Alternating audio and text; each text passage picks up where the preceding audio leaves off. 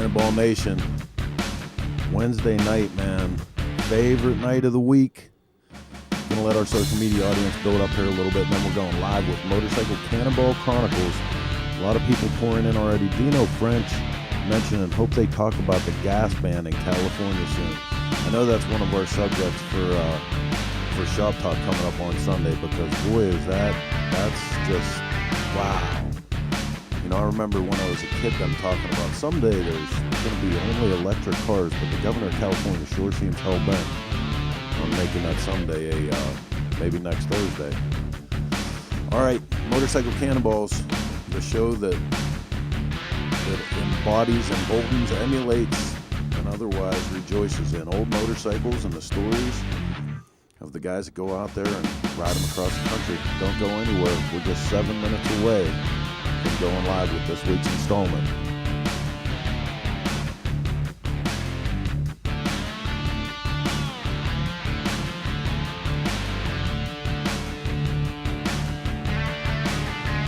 Man, I got to come back on real quick.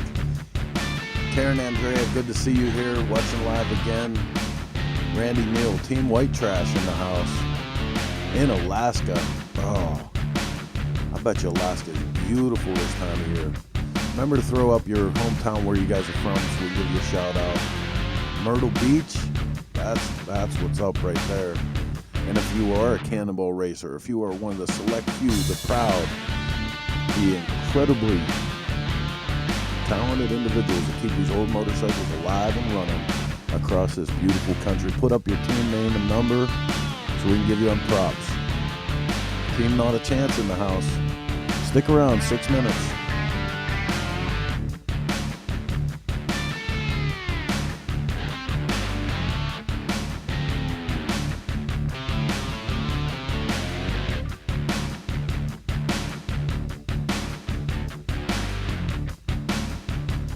Okay, Craig Spillane, Newton, Kansas. I gotta ask.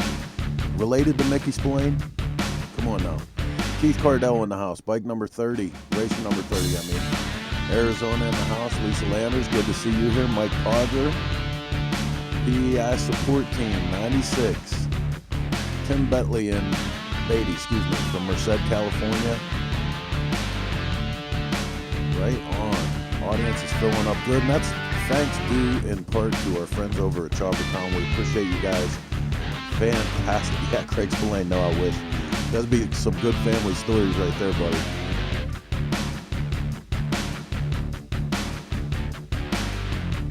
All right, stick around, just 5 minutes out. 5 minutes. Thanks again to our family over at Chopper Town, everyone from the Cycle Source crew, helping us get these shows out on the air. And you guys for watching. Remember to throw your comments out, be part of the action, don't just sit there. We need some stuff to talk about. 5 minutes, going live.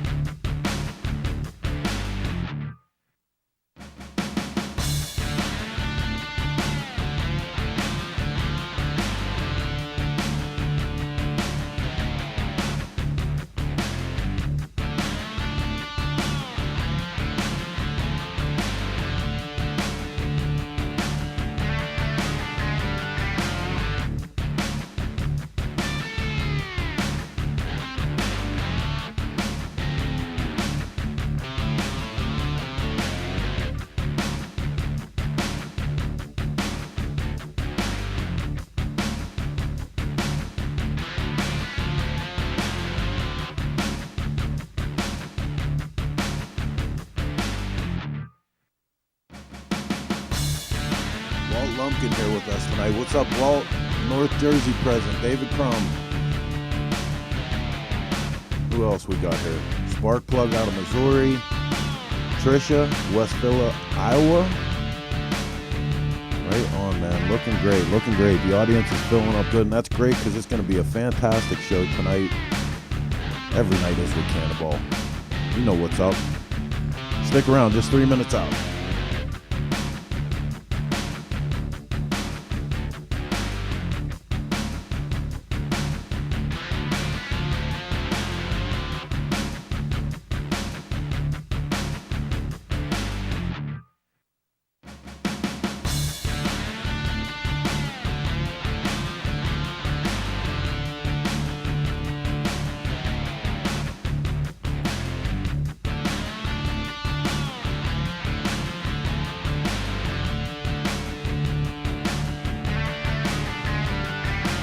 Todd Cameron in the house. Team 199 from SoCal. Todd, how did you get Travis Pastrana's number? That's so cool. North Dakota here, Central Jersey. Coast to coast, baby. That's great. Just 2 minutes. 2 minutes and we're going live.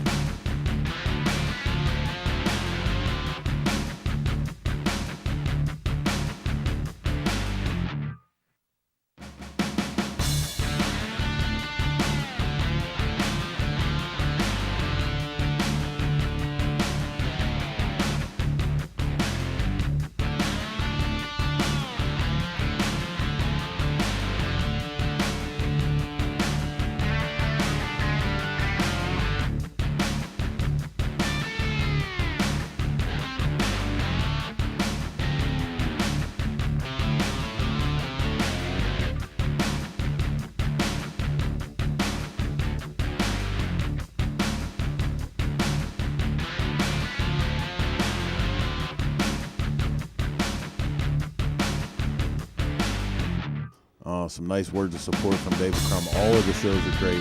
And you know what, man, that means a lot, especially through these times, man, because, you know, as far as advertising and sponsorship, everybody's kind of got everything on hold, but people doing these shows, the hosts that come on, the guests, these are people that love motorcycles. And what are they supposed to do? Everything else is on shutdown. They still love motorcycles, so this is our way to get together and talk. We appreciate you guys watching and digging what we're doing here, so awesome, man. Awesome. It looks like our clock's running down kind of close enough. We got off to a little bit of a late start, so let's get this thing out of the garage and fire it up. Get ready to head down the road with another episode of the Motorcycle Cannonball Chronicles. Here we go.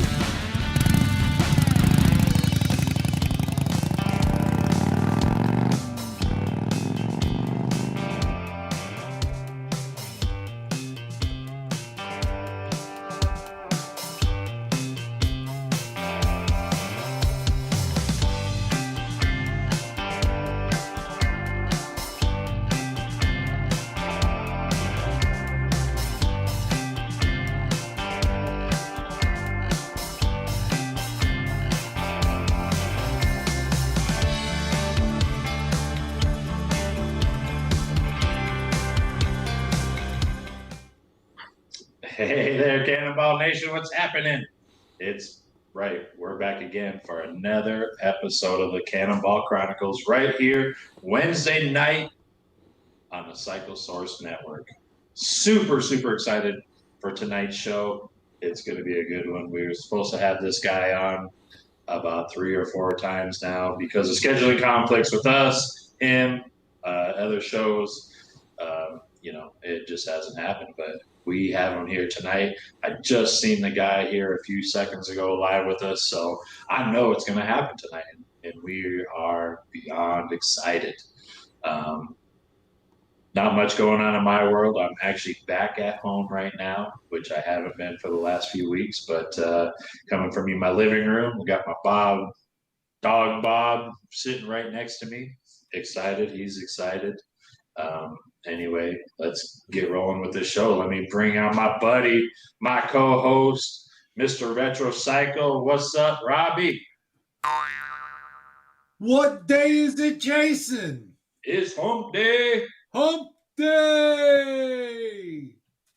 Heck yeah. I hope I don't have to hump another thing today. I have been unbelievably stressed, moving. I got out. I finally got out on time. I'm in the new location. I can't find the damn thing. It's What, all you over the got out of place. the halfway house? What's that? You got out of the halfway house? Halfway house. I'm halfway out of the halfway house. Oh man. So I'm still in Booten Township. Can I take a second? I want to thank Lester Gother, Marjorie Kleiman, Matt Miller, people who rose above and beyond the call of duty, and this guy, Mike the Junkman from Booten, New Jersey, who was featured on American Pickers at one point, really rose to the occasion of helping me move. My mover backed out on me 2 weeks ago at the last minute. And I called Mike up. He goes, me and the boys going to come over and help you out. And he really took care of me. So a big shout out to all those folks for giving me a hand. And all we got to do now is set up everything and get rolling again. So that'll be a few weeks of trying to find stuff. It's 10 pounds of shit, and you know what size bag. I know. I feel your pain right now too. Yeah. Right So, there. it's all good. One last thing. It's all good, but I pulled my back out this morning. So if anybody out there in social media land has a good cure-all for a bad back, let's hear it. With that being said, that's all. But I don't know if it's illegal in your state or not. It's not. In fact, my hearing in my town where I'm moving was delayed because they're putting in a hemp farm, a pot farm.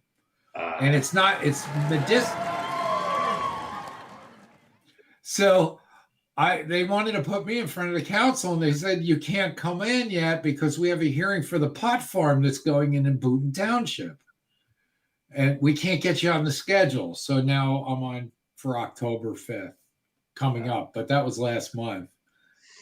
But it's only legal for medicinal purposes here in New Jersey. Hopefully that'll change. Right? So. Well, it's good. I'm glad you got such a good network of friends to help you out and move the shop. I'm excited to see what you guys produce coming out of here pretty soon. And, I'm sure good things. Yeah.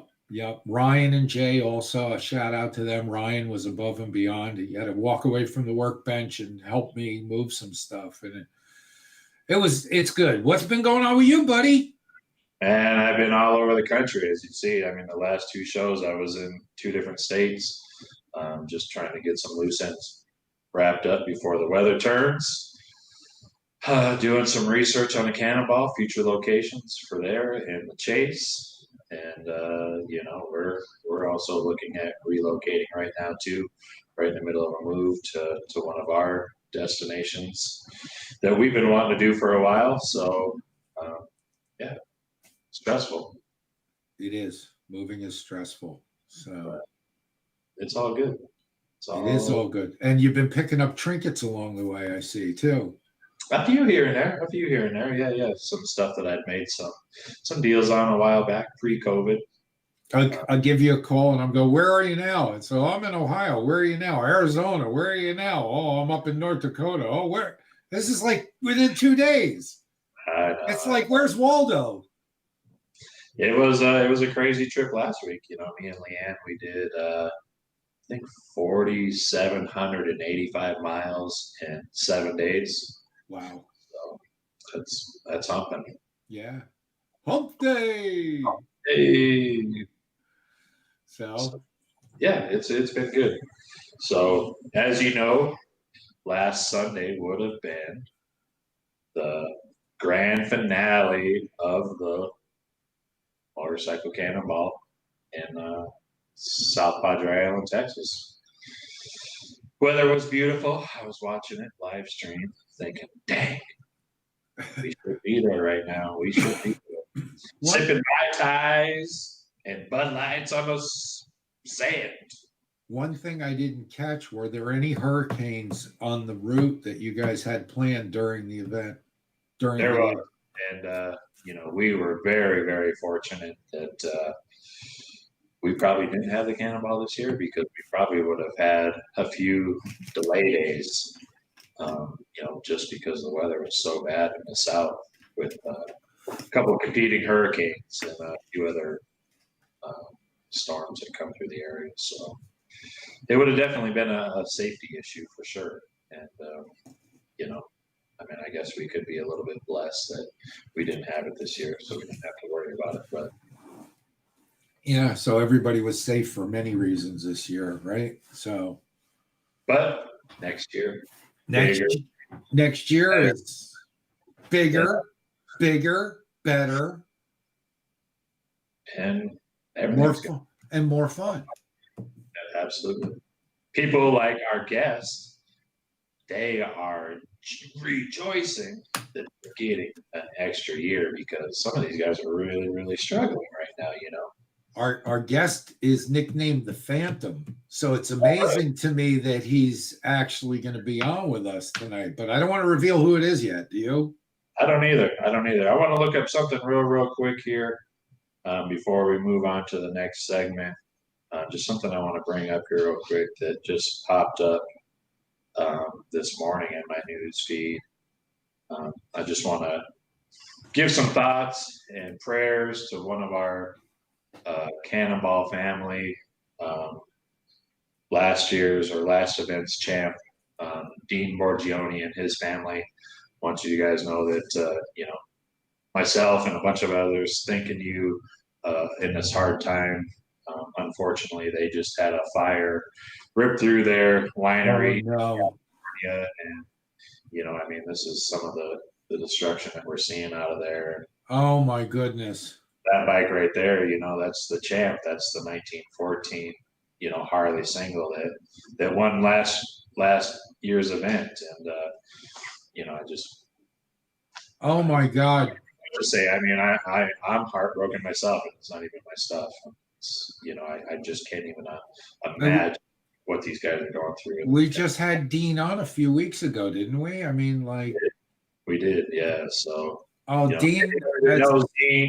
I hope that you guys reach out to him and let him know that you guys are thinking about him, and hopefully he can rebuild some of this stuff. And we're very, very thankful that him and his family are safe. So yes, and that's the most important thing here. But that's very sad and devastating news. Yeah, absolutely.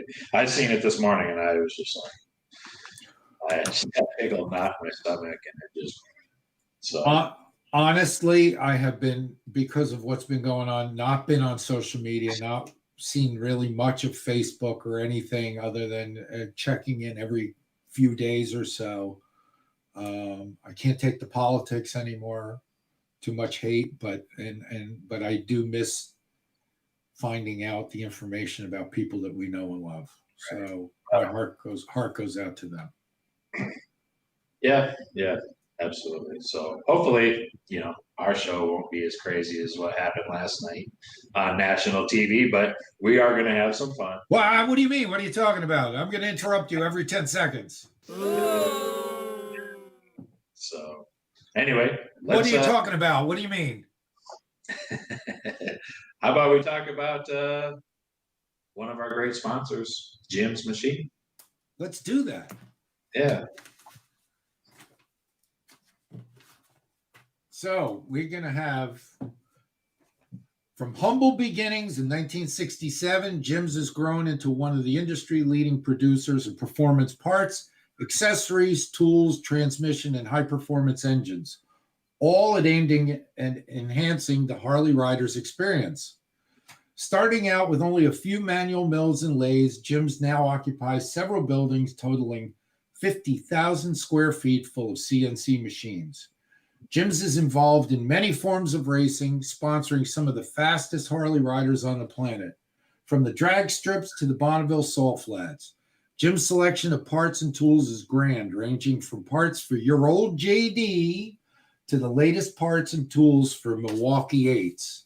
And some of these pictures that you're seeing here on the screen show the Fat 5 transmission, the 5835 Action 1 for your twin cam, I suppose. The balance bearing puller, and we have a picture of Jim on his old panhead coming up here. That thing's killer. And then he has the Force Flow M8 Force Flow Beauty air cleaner for your Milwaukee 8. Heck yeah. So I know I didn't give Chris a heads up here in the control room, and I apologize for that. But Jim's has been a great sponsor for us, and Jim's has also been a good friend to Retrocycle in making products for us exclusively so that we can provide quality components, and we would have only done it through Jim's, quality components for your antique Harley. So they, like I said, they've been good to us, and they made some flywheel shafts and crank pins and stuff like that, and been very good about it, and it's high quality, top of the line stuff. It's one of them companies you never hear anything bad about, and that's good. I mean, you never hear anything about their quality control because it's freaking spot on. Right, and they're building engines and transmissions. You know, they make parts for old bikes, they make parts for new bikes. They make, you know, I mean, it's a, you know, when I entered in a relationship with these guys, I never realized how good it was going to be, and I can't say not. They're not just because they're sponsors. I think they're sponsors because of our relationship, which is kind of neat. Yeah, even if you're not a builder or don't do anything, I mean, check them out. Check out their tools. Their tools are way cool. Right. And what can we say about these guys? These guys up here. Where are they? Where are these guys? These guys. The Banks guys. What can we say about them? Dude, them guys are freaking awesome. Those are They've been posting really cool stuff the last few days. I know you ain't been on social media, but they're having some fun in their shop right now. And I've been enjoying all their little videos they've been putting up. They've been putting up some cool stuff. So keep it up. We're here in the Banks Gas Studios, right? And you can feel it. Like, I mean, the air around here it's great. Heck yeah. Heck yeah. So what's our next segment, buddy? Let's do it, man. Let's get into this thing that's we've kind of changed it over the last few weeks. It used to be a picture's worth 1,000 words, but we're doing a video's worth 1,000 words.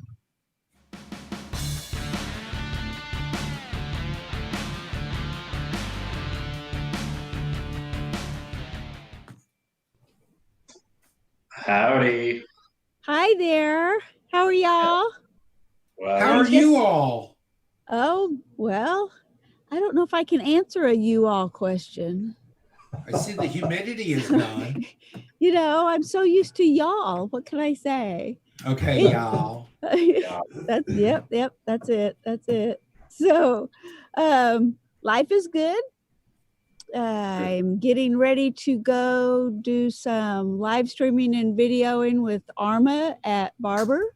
Even though the festival isn't happening, the racing is still happening. So I'm going to go next week and be set up to do some live streams for that organization and get some video and, you know, kind of commune with some motorcycle people. I need that, as we all do.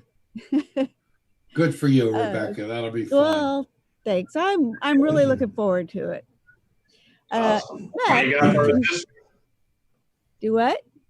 So what do you got for us this week? Well, this week I have a little video with Paul Jacobson and his Thor. And Paul and I seem to get into a little bit of a routine during the 2018 Cannonball because his Thor didn't go very fast. And of course I left late after live streaming the start of everybody getting going. And so I caught up with him on a pretty regular basis. A lot of times it was at a gas station where he had, pavement and an area where he could work on his bike and adjust, usually the valves. The valves seem to get adjusted a lot on a Thor. This one particular day was a little bit more typical for everybody when something happens and it's not in a convenient spot. So I figured this might be a pretty good example of what it's like to be on the side of a road and trying to fix your bike and keep it clean and hide from the chase truck so that they don't try to load you up, because you got to hurry up and get done before they show up. And and also visit with some stranger who just pulls up because they're just dying of curiosity because they've seen lots of bikes go by. So here's the video. I'm not broke down.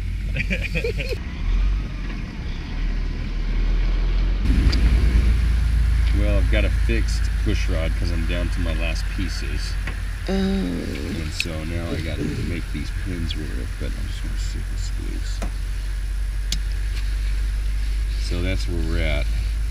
And I rode it for 20 miles, so I can't touch it. It's too hot. So I'm guessing Thor push rods are... You know, they're probably good. It's probably just the person who set them up. Oh. That's me. Oh.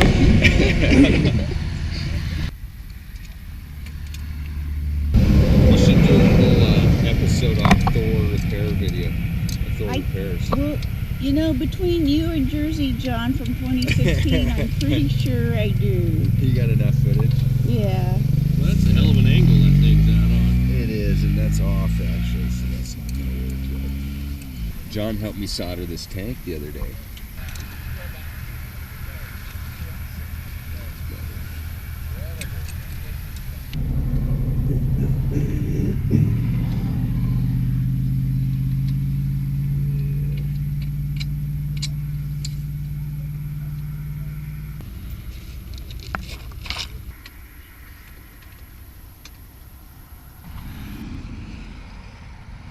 I was headed to the dump this morning out of Elmo down here, right where you guys are going to turn on. I saw a few bikes and I'm like, wow, that's really cool. And then I kept going and it's like, here comes a bunch more and then a bunch more. I stopped counting at 50. Expecting for your morning, That huh? was a long ride. My God.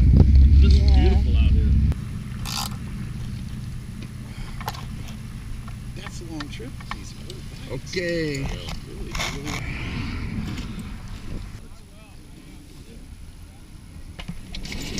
Really.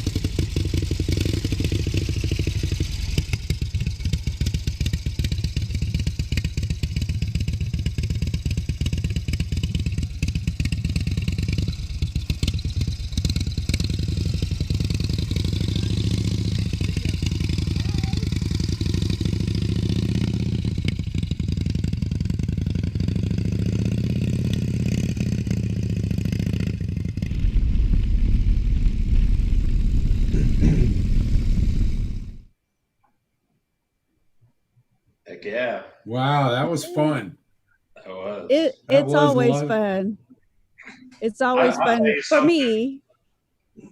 I'll tell you something about this video that most people probably didn't really pick up on or notice, but I caught it right away. If you always see him during this, you always see him like looking back, like, you know what he's doing? He's looking for the sweep truck because he was always one of the people that was in the very, very rear, messing with the valves and all that kind of stuff. So he's like, you know, do I got enough time to fix this, or where are these guys at? Do I have to get back on the road? And I noticed that right away. Yeah. I noticed that he was on the side of a side road. Was that hiding or was that? Well, That sometimes was a little bit, yeah. Yeah, he actually had been joking about hiding from the chase truck. That's why he was hiding behind the grass of that first shot. And I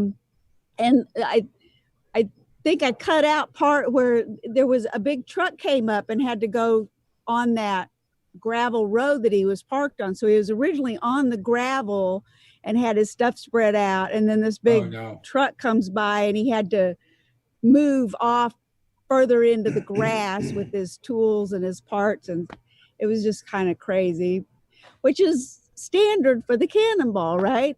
Those side of the road fixes are always just a little extra crazy. And for Paul, a little bit nerve-wracking, hoping he gets it fixed and gets back on the road before the chase truck comes. Right. Before I go, I want to wish Paul a happy birthday. Today is his birthday.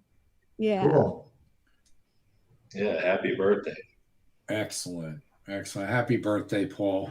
I We just hope love you that tune dude. He's in. so cool. I mean, it was his first Cannonball, and he just got so into it. You know, I mean, he pretty much did it on his own. You know, didn't really have a support network with him or anything like that. Let me tell you, what's his name? The guys riding the Thors told me those things were a handful. Oh yeah, just to ride, you know. Yes. You know, they're one of the coolest motorcycles that was made in that period. You know, unfortunately, they just was like, you know, they just weren't that mechanically sound. You know, especially in the valve area of it. Brandy Jacobson says Paul said thank you. Oh, cool. Happy birthday, Paul. We're glad you tuned in. Awesome. Oh, good. Yeah, Paul was so cheerful the whole time. That was the one thing, because I kept running into him. Like I said, you know, his store would give him problems along the way, and he was one of the slower guys, so I ran into him a lot during 2018. And it didn't matter what the situation was. There was a smile as big as Texas on that boy's face, and he was just having the time of his life. No matter how frustrated he might have been, it didn't show. He was just having fun. Well, I remember the sweep truck drivers telling me that they made him always sit in the very, very back of the bus whenever he had to be on it, because he was just covered in head to toe Marvel Mystery Oil or something like that. They said, get in the back. I'll bet I would have loved to have like an impact wrench or something like that, or a compressor or something, you know, instead of that adjustable wrench. But all right, what would an impact wrench sound like right about now? Oh yeah. What's that remind you of? We got to pay some bills. So we'll be right back. We're going to jump into a quick commercial break. And then when we come back, we're going to bring on this guest. The Phantom. The Phantom.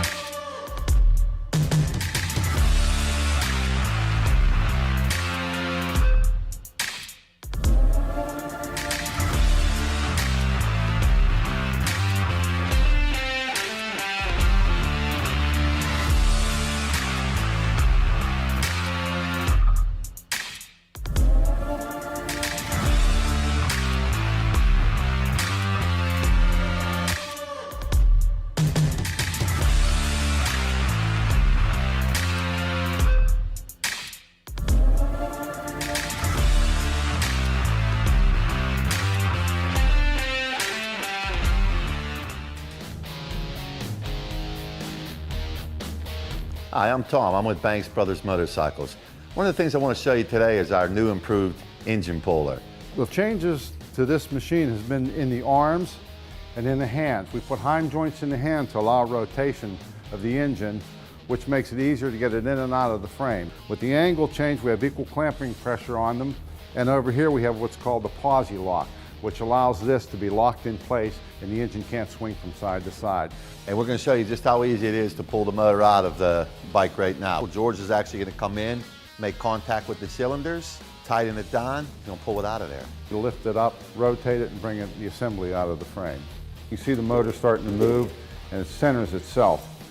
This allows no side play once the motor's in place, and it keeps it safe. It can't fall out. Visit BanksBrothersMotorcycles.com to order your Banks lift. Oh yeah, the Banks lift. The Banks lift, Cycle Source's product of the year last year. Heck yeah. You know, I've been talking about this lift for the last 3 or 4 weeks of how much I like it. Yeah, well, you play with it, right? I mean, I know it's for what it's intended, because I ain't no mechanic. But. It's like a toy, you know? You just like to take the engine out, spin the lift around, and put it back in, right? I do. Anyway, also, for this live, you guys got to check that out, because it's freaking awesome. Oh, guess what? Well, I may not be in it. you may or may not be in it. Even if you're in it, you may not be in it. If you want to hear more about what happened,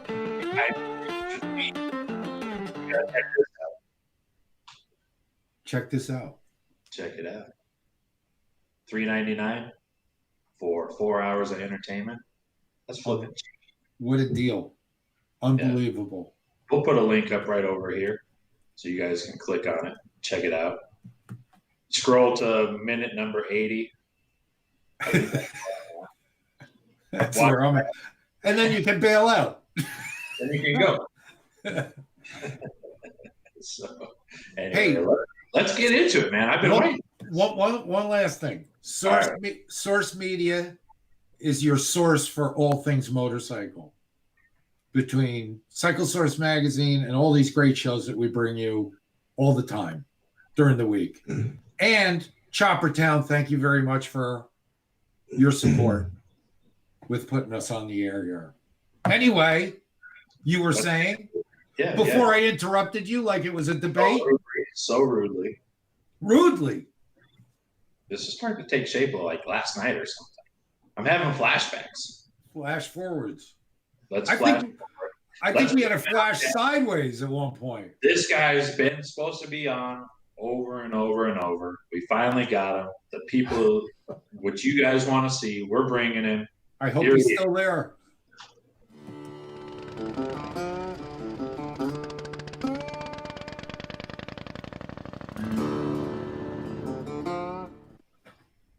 We got it. We got him. The Phantom has arrived.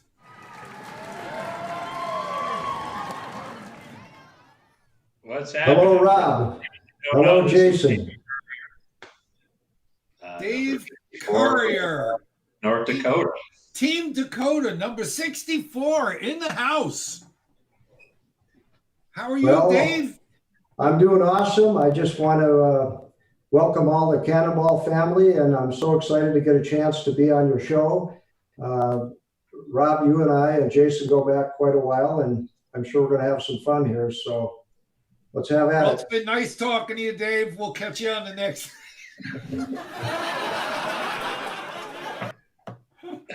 Well, it has been quite a long time to get on the show between all the technical difficulties. Yeah, it's good to see you. I don't think I've seen you since January, right? At the auction. Was that the last time I saw you? Yeah, at the auction, had a good time there, and saw a lot of the Cannonballers. And we're back here in Fargo, North Dakota, in our little Cannonball cave back here, working on the bikes. So I've been quite busy on the 11 coming up for the next race. So no, we're pretty excited. And maybe before we talk about that, Rob, you've kind of named me the Phantom. Maybe you could share with the audience why that is. Yeah, well, I thought you would maybe share that. Well, I had to put you on the spot right away. Let's tag team this story, all right? Okay. How's that sound? Fair enough. So Dave's a very, very busy man who's with a very big fence company up there in North Dakota. And he has a bunch of guys who work for him who help him out and take care of making the connections that Dave needs to make. So that being said, Dave, you want to take it from that point? Yep. Well, anyways, there's this retro cycle outfit, and I really didn't know a whole lot about them. But anyways, they've got some pretty dang good parts. So we needed some parts for the 2018 Cannonball. I ran a 1915 Harley Twin. And so, I hadn't had a chance to really spend a lot of time, sourcing out certain things. And we got a lot of parts from Retro Cycle. And finally, one of the guys that was helping me order the parts came up and he says, "Hey, man, they aren't selling us any more parts." And I said, "Well, what's the problem? They get paid right away." He said, "No, it's not the money, Dave." He said, "They don't even know if you exist." The guy said, "He's the Phantom." He says, "You got to call this guy. Here's a phone number." And I had never talked to Rob. So I called the number and I got Rob on the phone and actually had a pretty good conversation. I did assure him I was alive and I was working on a Cannonball bike, and we've become good friends ever since. So he kind of labeled me the Phantom because I was always in the background, but it was always a good effort. But he did answer the phone. You know, everybody doesn't have his cell phone. You know, do you want me to pass that out to all the Cannonball family, or should I hold it? I think they all have it, to tell you the truth. Okay. But So I just wanted to meet this guy. I'm like, this guy is really working on something big here, and it's like I'm not selling him anything else until I can talk to him on the phone. Well, let's talk about this guy. I mean, Dave. I've gotten the pleasure to get to know him here a little bit, and know a little bit about his past and where he came from. And I want Dave to tell the people out here of where he comes from. I mean, he comes from a pretty long line of motorcycle history, and you know, for the people out there that don't know, I mean, Dave, tell us where you kind of came from, and you know, about your dad. And, I'd be happy to do that. Born and raised in Fargo, North Dakota. I've been around motorcycles my entire life. My dad was the Indian and the Harley dealer in the early 50s up into the early 60s here in Fargo, North Dakota. My dad also raced a lot of flat track, hill climb, just a lot of motorcycle car racing, race cars in high school. So I come from a good stock of motorcycle background. And of course, as a young guy, my dad wanted me to ride a motorcycle. So my first ride was, I believe, about when I was 7 years old. I rode an NSU, and I couldn't touch the ground. So my dad would ride on the back, jump off, and then I would ride around. And when I wanted to stop, he'd come and grab the bike and jump back on. So then, you know, we moved on and went through all the different bikes through high school. And then there was a period where I didn't have any working, trying to build a business, which is very good and the right thing to do at the time. And then I got back into the motorcycles again, and I think it would have been Jason, maybe about real early 2014. I had been reading about the Cannonball ever since it started, and it intrigued me. I was always a flat track guy, but I really kind of started looking at these old bikes, and they really just, there's something about them. You know, the more you look at them, the more you really want to know about them. So I called Lonnie Issam Sr., and he said, you come down to Sturgis and Junior and I'll spend a day with you. So this was like January of 2014. I went down to Sturgis and met the guys, didn't know them, super good. They took me all through their shop, explained all about the Cannonball because I wanted to run it. So I went home back to Fargo, all pumped up, all excited about the Cannonball. Well, then I bought a motorcycle because the 2014 had run up to a 29. So I bought a 29 with a sidecar, and I was going to run it in the 2016 Cannonball. But then one of our co-hosts here decided that 29 wasn't going to work. We had to have an 28. So where's Dave Currier? He's out, no motorcycle. So that being said, the disease hit quite big, and now there's no problem, Jason. You can do whatever you want. I've got everything from old to new, so I think I'll fit the game. You can fit any one of them. Oh, that's any funny. one of them. So I got the 29, and I did go down and watch the 2016 race and met a lot of the guys, and my interest was still high. Well, then I got lucky enough to be selected for the 2018, and Jason said, well, I'm sure if you get a bike that's 100 years old, there's not going to be a problem with the year. So I ended up getting a 1915 from Terry Marsh, and basically it was all in pieces. And, you know, for those that in the Cannonball world that know Terry Marsh, he was Mr. 1915 Harley. So I built the bike, put it all together, and then got involved in the 18 race, and it was a phenomenal race. I had a great time, learned an awful lot. I'm still learning a lot. So that's kind of how I got to where I'm at. You have a good support crew, Dave, too. You know, I can't say enough about Rod and the rest of the guys who are working with you. That was great. I've been fortunate because I've surrounded myself with some really key people that understand motors, motorcycling. I did have the good fortune of meeting John Newman, and he helped me on a motor. I went down to Texas with him, and Another great basically, guy. John's an awesome guy. He's got a Sagebrush motorcycle shop there in Dallas. And anyways, long story short, I spent about a week with him several times and learning about the 1915 Twin, because I didn't know anything other than what I could read. I had never wrenched on an antique bike in my life, original one. And John always said, Dave, just get the tools and start getting after it. That's the only way you're going to figure it out. But he has been a real ace in the hole as far as helping me on different things. I call and he'll give me some advice. So all the Cannonball people have been very helpful in educating me, because as everybody knows, there's just not a lot of books on the old stuff, and I picked a real old bike for this race, I'll tell you that. So 15 is no joke, it's one of them bikes that it's a lot of 1 year only stuff and really hard stuff to find.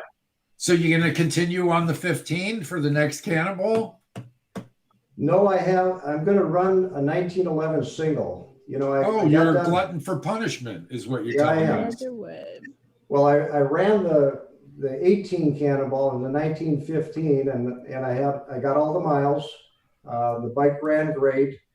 Had a couple snafus on that one. A week before we were going to go to the start of the race in Portland, Maine, I was at the lake, drained the oil on Sunday night.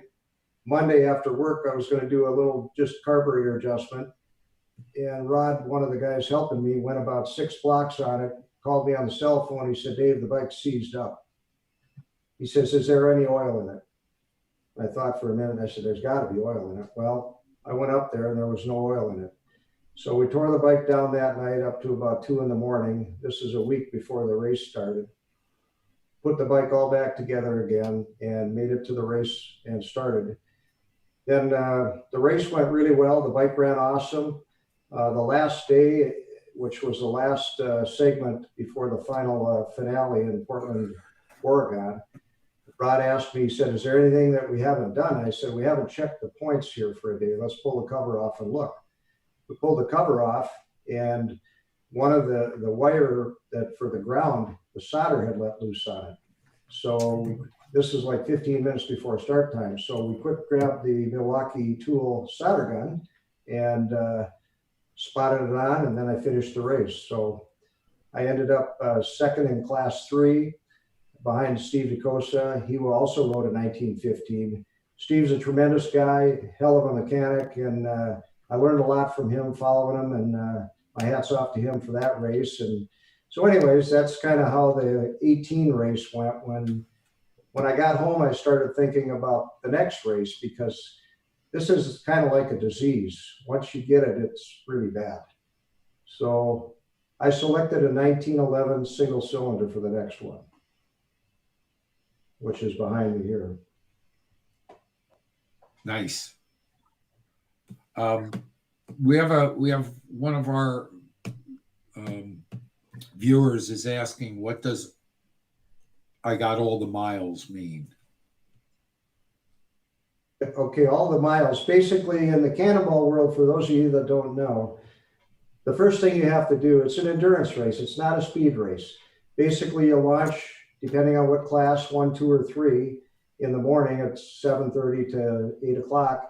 And then you have to be in at the end of the day with all your miles for the day. That's prerequisite number 1. Then after the race is complete and you have all the miles for each day, then they go to the age of the bike and then the age of the rider. And that's what determines the winner of the Cannonball or the class.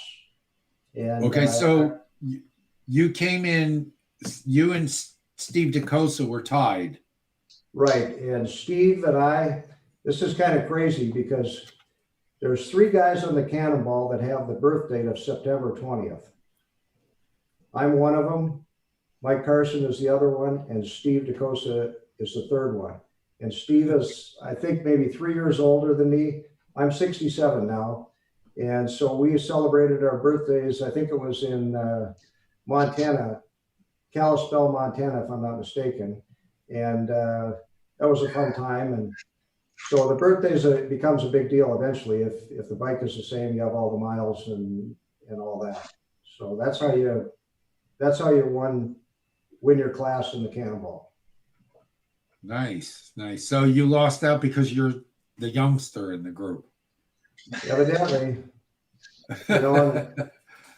That's got to feel good in a way. Oh yeah, I learned an awful lot. I was the newcomer in 2018 on the Cannonball. I think I've come a long ways. But the bike selection for the 2020 or 2021 Cannonball, it's a tough one. I got to tell you guys. The 1911 single Harley is not an easy bike to ride. It's top heavy.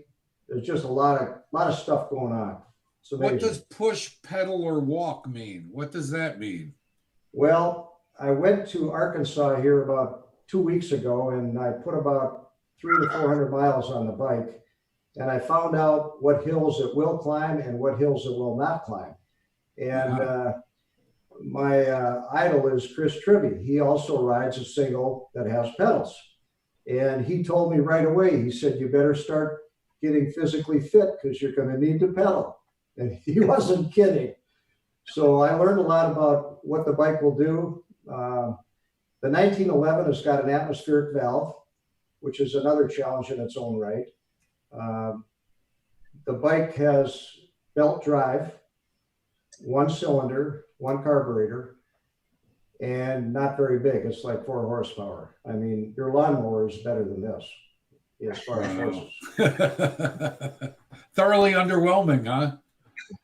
But we're working on it. We got some more things we're going to be doing to it. The bike performed well down in Arkansas, but I did get a little trophy from the guys that were there about I was the pedal champion of the Arkansas Ozark Mountains for about 4 days there. Well, if you're gonna have shirts made up for the Cannonball for your team, maybe you want to put push, pedal, or walk on your shirt. Yeah, it's a really tough bike because the design of the motor doesn't allow a lot of things to happen. The atmospheric valve is a catastrophic problem for anybody that's running the single. Right. But I've got some good things going. I've got a lot of good help. We've got a lot of good. There's some good here, and of course, you know, we do have some parts from Retro Cycle on there, and that's not bad. They're bulletproof. Wow. They're a lifetime warranty. It's an awesome deal. Chris Callan, there you go. Cut to me. My fingers are crossed for you, Dave. My fingers. Doing besides building a bike, of how you've been getting prepared. Well, I think the first thing, my goal starting out on the 1911 was to just gather parts. I've been going to an awful lot of swap meets because one of the things, if you're going to take on an old bike, there's just not a lot of parts. And I think it was alluded to earlier in the show that the parts are paramount. When you find motors, you better get them. I've got a good stock of motors. I've got 8 cylinders and 5 engines. So I really got a good inventory of parts to work from, gears. In preparation for building the bike, I had to go through and, you know, a lot of the parts needed welding, machine work done. So either you found them, made them, or found somebody that was gracious enough to sell them to you. So once we got all that together, then we started assembling it. And I've been pretty hard on this since about the 1st of February in 2020. I spent a lot of time on that bike. Right. Nice. Nice. Have you been doing anything to prepare mentally or physically? Yeah, I've been doing a lot of research. Again, Jason, I suggested that of all the singles running, and I certainly hope we get a great turnout of singles, because I think when Lonnie Jr. put the Cannonball together, I think his dream was to see the real old bikes run. And I think there's a number of old bikes out there, and I'll challenge you to bring them out along with Chris Trivy and I. I'm thrilled to death to have a chance to ride next to Chris and some of the other guys on the single. Now, is it going to be easy? No. So we asked you, Jason, and maybe you could comment. We asked for a little more time. Start us at 7, whatever. So instead, he cancels the 2020 Cannonball, and he says, you got another year now. That was his time. Isn't that enough? What a guy, huh? On the spot on the rest. things. Holy cow. Well, I think it's probably good we had a little time, because I do believe in my case, the time is going to be very fruitful in the end result. But I think you still ought to give us some consideration. We are only single cylinders, and we're not a JDH running 55 to 70, you know, so we need all we can get, Jason. Well, you guys are the crazy ones that decided to ride those dang things. Those things are only meant for parades and swap meets. That's it. Well, this one is going to be more than that when I'm done with it. But my preparation, you know, once I want to finish the bike and get the bike where I need it to be. It's getting there, but we're not there yet. Once the bike is there, then I've got to go into a physical conditioning. I'm probably a little bit overweight right now. There's no doubt about that, but no more beer, none of that stuff. I still like my cigar every now and then. So we're going to have to hit the weight room and learn how to pedal a stationary bike, I think, pretty severe here in the next 12 months. So what do you got planned for the next 12 months besides, you know, hitting the weight room, losing some weight? I mean, what do you got anything planned with the bike? I know that you've done a big shakedown run. What's next? Jason, we're gonna do a couple more shakedown runs. You know, my main thing is every time I take it out, there's something that I want to tweak or make better. And the goal here is you want to make it look as close to period correct as you can. And there's just a lot of things that in 1911, they didn't build them very well. So as we work our way through that, I'll have probably 2 or 3 more pretty hard test runs. So that's kind of the plan for the 11 right now. And, you know, I'm real happy the way it turned out. It's a learning curve. The bike is it's just not an easy bike to ride. My good friend Tom Banks is going to ride a 12, and he called me after he rode it the first time, and he says, Dave, this is one of the most hardest bikes I've ever ridden. And I would agree, it is extremely hard. There's lots going on. It's just not get on and go. Hey, Dave, we have some photos that we asked you to send to us.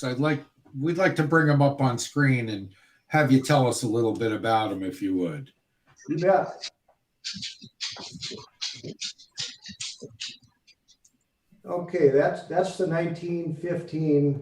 2018 Cannonball bike, and that's a picture in my gas station. I have a antique gas station full of gas station Standard Oil memorabilia, and then a lot of bikes that are housed there.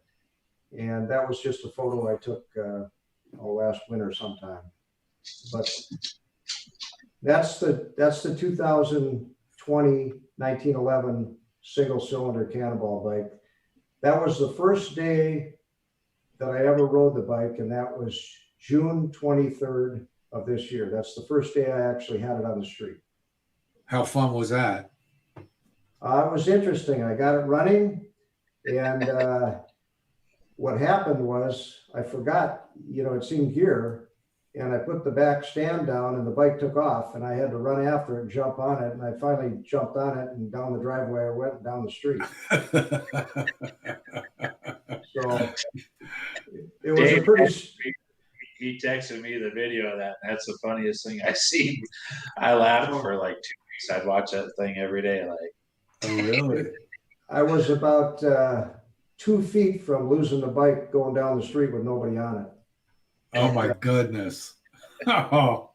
Since then, I got it figured out. What's this picture, Dave? Tell us about this. Okay, that's Tom Banks and I when we were on the road to the sun in Glacier Park. And that's at about 6,800 feet. Tom and I went up there colder than all hell, though. You can see we got pretty warm clothes on.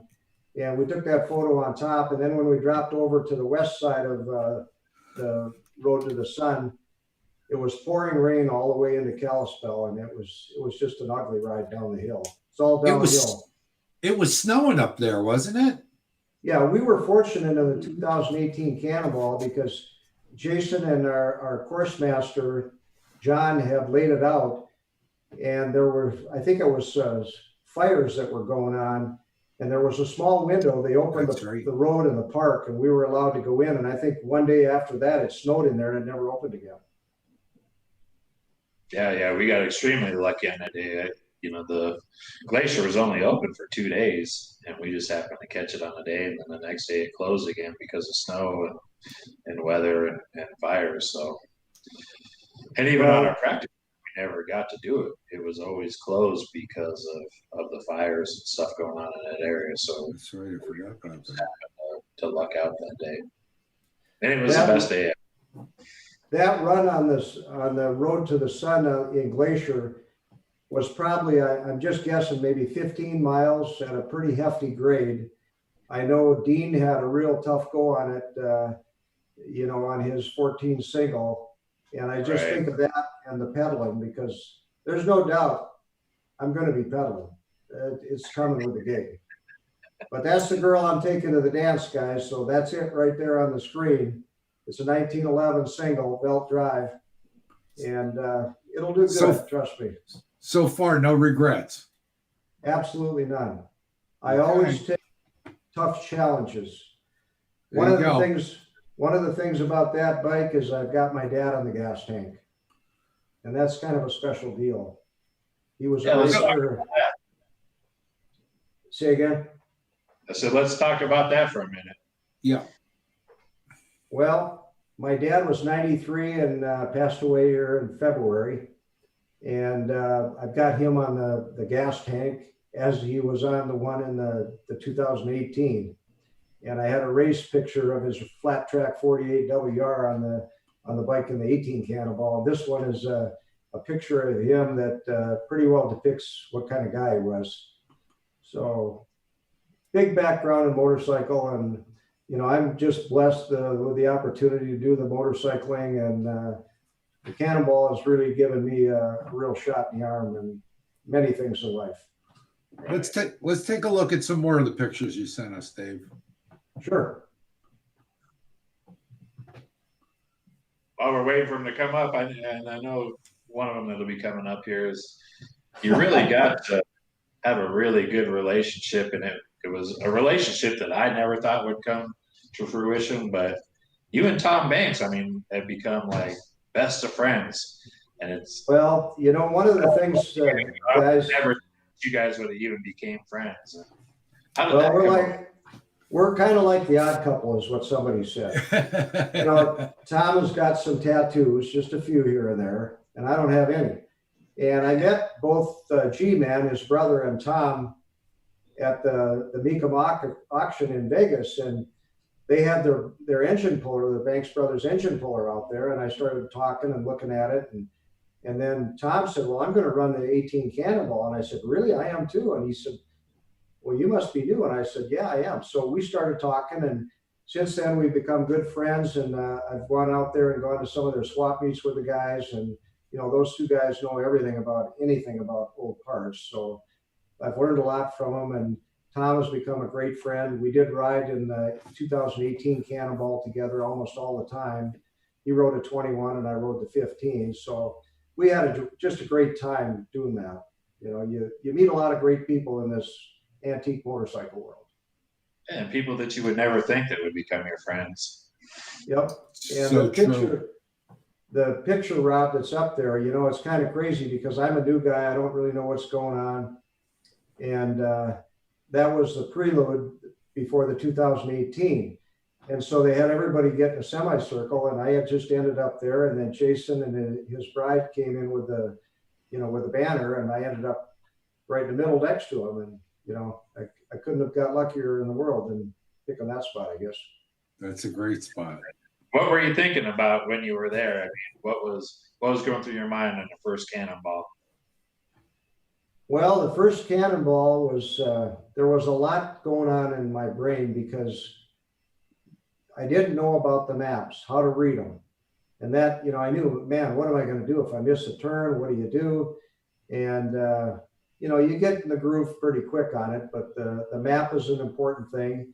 That's given out each morning for those of you that, each day when you register for the day's event, each rider receives a map that you put in a box on the handlebar. And what that does is that's basically your directions. I went from Portland, Maine to Portland, Oregon, and I I couldn't tell you where I was at.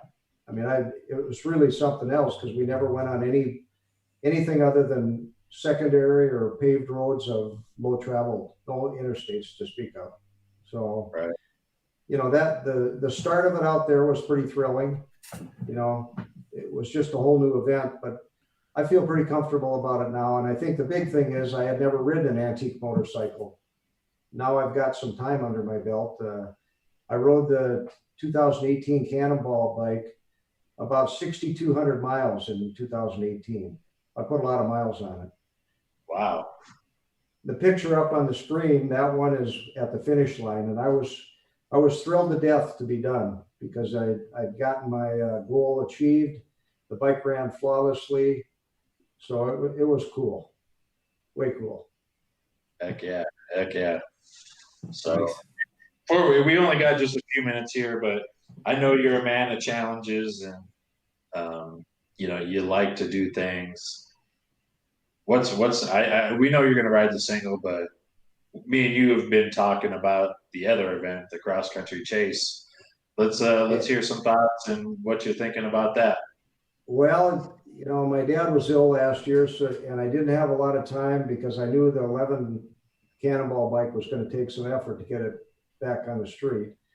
But anyways, the chase has always been of interest. It's a different type of race. It's very short. It's a little more grueling as far as each daily activity. But I've got a bike that I'm going to be running in that if I'm selected for the chase race. It'll be a 1930 single cylinder Harley Davidson. And I ended up buying that in Nuremberg, Germany. And I got it home here this January, February, I think it was when it finally arrived. But the bike is all original. It's all intact. I haven't done anything to it because my main focus was on the 11 right now. But the chase is an awesome race in its own. It's a way different deal. You have no support. You, the rider, you better be a mechanic, and you better have the parts with you because that's it. There isn't anything. There's nobody coming to help you. So it's a different type of race. So, heck yeah. Heck yeah. Well, I want to thank you for being on the show. It's been a huge pleasure. I'm sure we're going to be checking in with you a few times before next year to see your progress. The guys with the singles, I want to check in with them a little bit more and just seeing how they're doing because I'm digging the competition in between you guys and your dedication and enthusiasm of what you guys are doing with these things and trying to figure them out. You know, you guys got this kind of code in between all you guys of wanting to break the next challenge, which is, you know, getting an atmospheric valve across the country to do all the miles. And, you know, I see what you guys are putting into these, and I'm digging the hell out of it. You know, I'm really digging it. I'm anxious to see who's going to do it. Yeah, that's going to be fun. Or give it a valiant effort to try it. I mean, even if you don't get all the miles, what you guys have done so far to show people that, you know, because these things were only meant to do 20, 25 miles an hour on a dirt road. You know, they weren't meant to go across country on asphalt in a sea of highways, trying to average 40, 45 miles an hour on a minimum, you know, if not even faster some days that you may need to. What about Jason? We may have to look at doing something like that, you know. Maybe in the future, you know, we might just do an event with all singles. And how about Cannonball Chronicles t-shirts? I wonder if anybody would want those. Oh, yeah. Motorcycle Cannonball Chronicles t-shirts. Ponder that for next week. Hey, you know what? That brings me to something that I should have brought up because starting this week, our web store is going to be a little bit on hold as we're moving our facility of where we do all our fulfillment and storing. So we're actually working on a brand new website right now for all that. Have a lot of great products coming before Thanksgiving for the holiday season. It's going to be fully ramped up. I'm actually working on my own line of clothes, not something that's bought on the shelf and printed. You know, I've actually been kind of putting myself as a seamstress lately and cutting and sewing and getting into the production part of it to offer, you know, really great products, vintage style products, stuff that, you know, that people will want to wear and they'll be timeless and a keepsake, you know, not this cheap overseas stuff. So you got your new dress? I'm working on that. I'm working. Jason's So, Cannonball dress. Jason, Yeah. when are you gonna tell all the Cannonball world any of the changes of the logo or whatever we're gonna do different for the 2020-2021 race? Good question. That's all that stuff will be coming out here in the next few weeks. We'll be having new 2021 logos, new 2021 merchandise. We'll be updating all the riders and then all the people up there too of what actual changes are going to come and what they'll see on the 2021 motorcycles. So we get an extra year to work on some stuff. So, you know, we're going to actually change some stuff up a little bit. Nothing too much with the riders, a few little changes here and there, you know, with some timing and, you know, just some clarifications and all that kind of stuff. So we're pretty excited that we can, you know, make the event better for both the riders and the public. So Awesome. Well, I just want to thank both you guys for having me on, and I can't thank the Cannonball people enough for all they've done in helping me over the years. That photo that's up there is my dad and I. That was my first motorcycle there, guys. An M50? Yeah, I shoveled 150 sidewalks to get that bike. Nice. With the flat tire, no less. Yeah, I got about 2,200 miles on that bike and then sold it. And my dad called me one Christmas and he said, "Dave, come over here. I got something for you." So I got over to the house and he opened the garage door up and there sat that motorcycle. You know, well, so Dave, it was pretty cool. Dave, we have a lot of notes on you, so hopefully we can come back to you in a little while and bring you back on the show and hopefully not make you wait so long when we schedule you. Our apologies on that. That's totally from our end of things. And we really appreciate your patience. Not a problem. Thanks again, guys. And everybody knows the Phantom now. Excellent. All right. Well, again, awesome show. Had a great time. I've been waiting to talk to Dave here online. He's very, very enthusiastic, very, very dedicated to the Cannonball. Great guy. Great dude. Do anything for you. He's a hoot to hang out with, to talk to. You know, if you see him on the street, stop him, talk to him. You know, same way with anybody else. Anyway, great show. Had a lot of fun.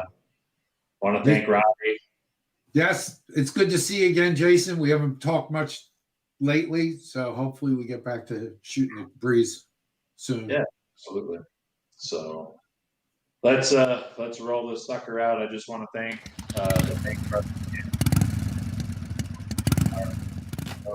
Thanks Gas Service. Again, Jim Cycle, Retro Cycle, the Rocky Mountain Motorcycle Museum, Cycle Source Media. You guys kill it for us. Thank you. Chopper Town. Yeah. All the people that you see up there rotating on the screen. Thank you. We will see you guys next week. Same time, same channels, same two guys here, plus another guest. We're going to have some more fun. If you want to see anything, send us a message. Any questions we should ask, same thing. But for now, we're out. Bye-bye.